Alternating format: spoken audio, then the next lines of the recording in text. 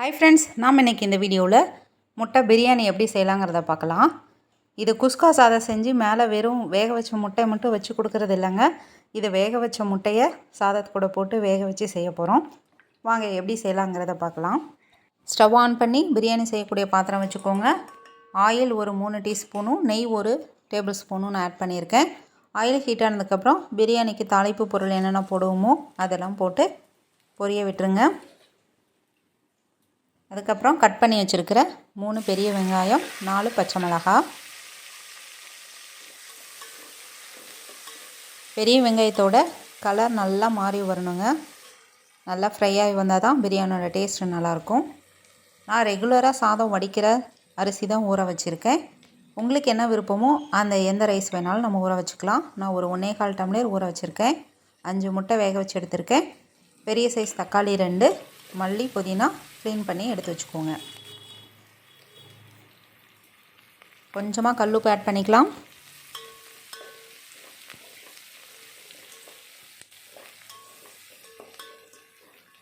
எந்த அளவுக்கு ஆனியன் வதங்கி வருதோ அந்த அளவுக்கு பிரியாணியோட சுவை கூடுதலாக இருக்கும். பாருங்கள், இந்த ஸ்டேஜ் வதங்கினா போதும். நல்லா கலர் மாதிரி வந்துருச்சு. ஒரு 1.5 டீஸ்பூன் அளவுக்கு இஞ்சி பூண்டு விழுது ஆட் பண்ணிக்கலாம்.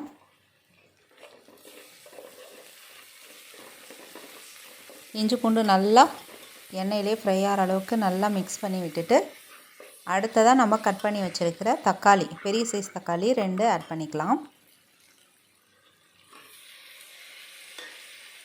இப்போது தக்காளி நல்லா மசிய வதங்கணும்.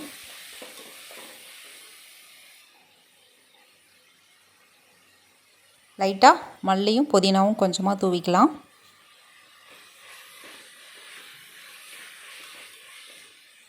இப்போது மசாலா பொருட்கள்: மஞ்சள் தூள் 1/4 டீஸ்பூன், மிளகாத்தூள் 1/2 டேபிள் ஸ்பூன், கறி மசாலா 1 டேபிள் ஸ்பூன் ஆட் பண்ணிக்கோங்க.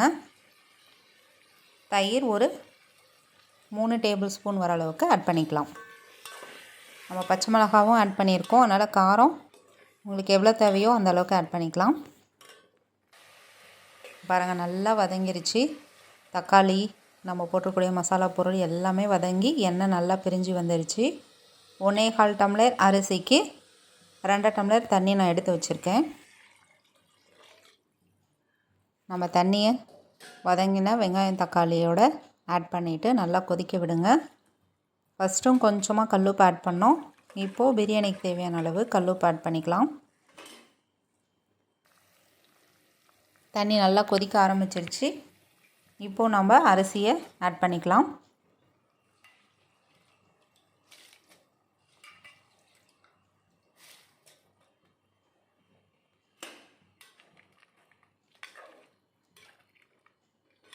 நல்லா வெந்து வரட்டும்.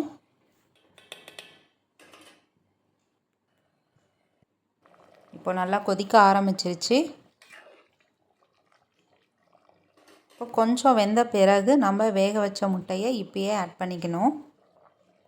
இப்போ நம்ம ஆட் பண்ணோம்னா தான் நம்ம போட்டிருக்கக்கூடிய மசாலா பொருட்கள், காரம், உப்பு எல்லாமே இந்த முட்டைக்குள்ளே இறங்கும். அப்படியே ஆட் பண்ணிக்கலாம், கீரிலாம் ஆட் பண்ண வேணாம். பாருங்கள், தண்ணியும் அரிசியோட லெவலும் ஈக்குவலாக வந்துருச்சு. இந்த ஸ்டேஜில் இன்னும் கொஞ்சம் மல்லி புதினா இலை ஆட் பண்ணிவிட்டு நெய் 1 டேபிள் ஸ்பூன் அளவுக்கு ஆட் பண்ணிக்கலாம். இந்த மாதிரி முட்டையை இதை கூட சேர்த்து நம்ம இந்த பிரியாணி சாதம் சாப்பிடும்பொழுது முட்டையோட டேஸ்ட்டு சூப்பராக இருந்தது.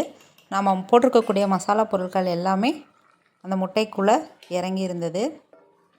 இப்போது ஃபுல்லாக ஃப்ளேம் சிம்மில் வச்சுட்டு நல்லா பிளேட் போட்டு மூடிட்டு ஒரு வெயிட் வச்சுருங்க. 10 நிமிஷம் கழித்து ஸ்டவ் ஆஃப் பண்ணிடலாம். ஒரு 7 நிமிஷம் இருந்தால் போதும். ரைஸ் கம்மியாக தான் வச்சுருக்கோம். அதுக்கப்புறம் ஒரு 10 மினிட்ஸ் கழித்து ஓப்பன் பண்ணோம்னா நம்மளுடைய முட்டை பிரியாணி சூப்பராக ரெடி ஆயிருங்க. இப்போ பாருங்கள், மிக்ஸ் பண்ணி பார்க்கலாம். சாதம் நல்லா உதிரி உதிரியாக இருக்குது, சூப்பராக இருக்குது. இதெல்லாம் லஞ்ச் பாக்ஸ்க்கு வச்சு கொடுத்தோம்னா குழந்தைங்க விரும்பி சாப்பிடுவாங்க. டேஸ்ட்டும் நல்லாயிருக்கும். சிம்பிளாக ஈஸியாகவும் செஞ்சிடலாம். பாருங்கள், நல்லா வெந்து வந்திருக்கு, ஆனால் உதிரி உதிரியாகவும் இருக்குது. நீங்களும் இதே மாதிரி ட்ரை பண்ணி பாருங்கள். இந்த வீடியோ உங்களுக்கு பிடிச்சிருந்தால் லைக் பண்ணுங்கள், ஷேர் பண்ணுங்கள், சப்ஸ்கிரைப் பண்ணுங்கள் ஃப்ரெண்ட்ஸ். தேங்க்யூ.